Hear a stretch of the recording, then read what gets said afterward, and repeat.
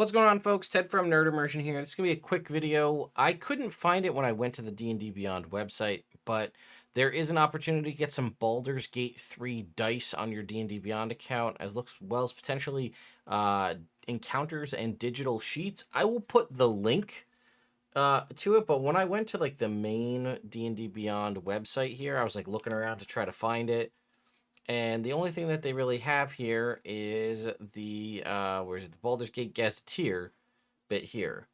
It says unlock the Baldur's Gate Gazetteer with your D&D Beyond account. It's listed right here. And then it also references, Baldur's Gate, a dark tour through its dangerous streets, which is the Gazetteer itself that I covered in a previous video. But if you look at this, it says Baldur's Gate 3. Unlock Baldur's Gate 3 dice and character sheets. Bring the magic of Baldur's Gate 3 to your D&D campaign with promotional dice and a collection of downloadable character sheets for companions like Shadowheart and Astarion. Will you find lasting love on your adventures or just adversity? Only the dice can say. This claim unlocks Baldur's Gate 3 dice set for use on D&D Beyond, including encounters and digital sheets. To use the digital dice, go to your dice collection, select Baldur's Gate 3 set, and roll away. So I'm going to put a link to this in the description. It's basically dndbeyond.com/claim/dice and then /Baldur's Gate 3. So we're going to click claim now. So it should give me the Baldur's Gate 3 dice that you see here, which are kind of like the collector's edition, almost Larian versions that we have in... I can play around with them. You can see all the different options here. It's basically just the D20 has the Larian Studios logo on it. But then we have character sheets for Astarion, Gale, Lae'zel, Karlach, Will, and Shadowheart.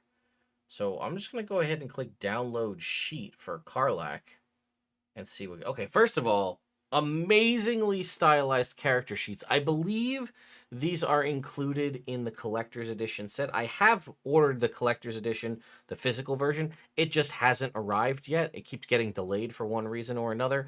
So once I get it, I will show off what comes in the collector's edition set. This is interesting. It's much more along the line. These are non-form fillable, at least here in the browser version of Adobe. But let's see, we have all of her base stats here. Thaumaturgy, we don't even have level up stuff. I'm wondering if they give information about the Infernal Heart.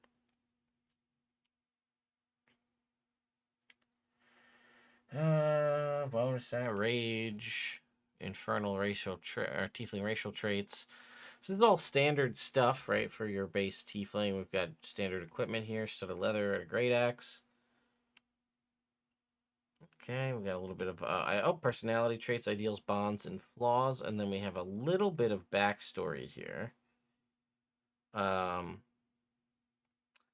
Oh, so I guess it's listed as a flaw because it says her own mechanical heart is what allows Karlach to turn any battle into Wrath's Inferno, but she burns herself up with no regard for her own life.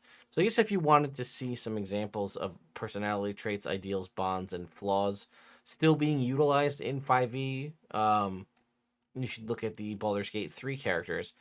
It is a bummer that they're not going to give us any of the stuff on, like, unique aspects of the characters. I don't know, let's try Will, right? Because Will shouldn't be able to wield a rapier if you play with base 5e rules, unless he has some sort of funky thing that lets him do that. Let's see.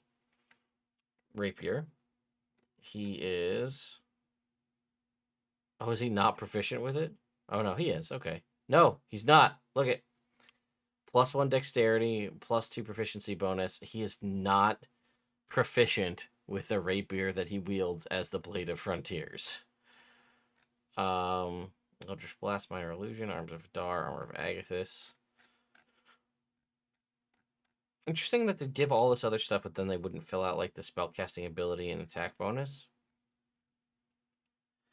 Yeah, Fiend Pact, human racial traits. Oh, I guess he's non-variant human because it doesn't exist in Baldur's Gate 3. Yeah, all right. Interesting stuff. I'm not going to go through every single character here. But I'm going to click on Shadowheart because she's my favorite. So we'll see what they have to say here for Shadowheart. But it's interesting also because I just noticed things. So back in early access for Baldur's Gate, the humans got a +1 to every ability score because ability scores were tied to your race, not just a thing you got. And obviously they separated it out because it was very much based on the 2014 Player's Handbook. So half elves got +2 and +1 to 2 other stats.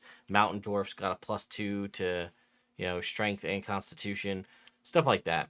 But guidance for, yeah, I guess it's all. Oh, they got the entire spell list all listed out here for her to check which ones she prepares.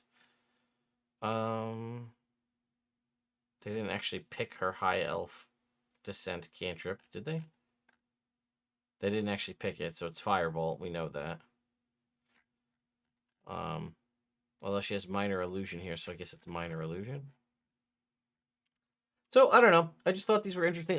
My favorite part about this whole thing is the very stylized versions of the character sheets here. I'm very curious if Larian Studios or Dungeons and Dragons made a blank version of this that, maybe, with everything cleared out. This does, to me, feels a little hard to read. The skill section, it feels a little like it's a little too small, a little too hard to read, in my personal opinion. But some of the other stuff, like the ability scores and whatnot, really big out in the open. I like the big place in the middle for character art. Again, that may or may not be something useful to you depending on if you get character art. But I like different character sheet designs.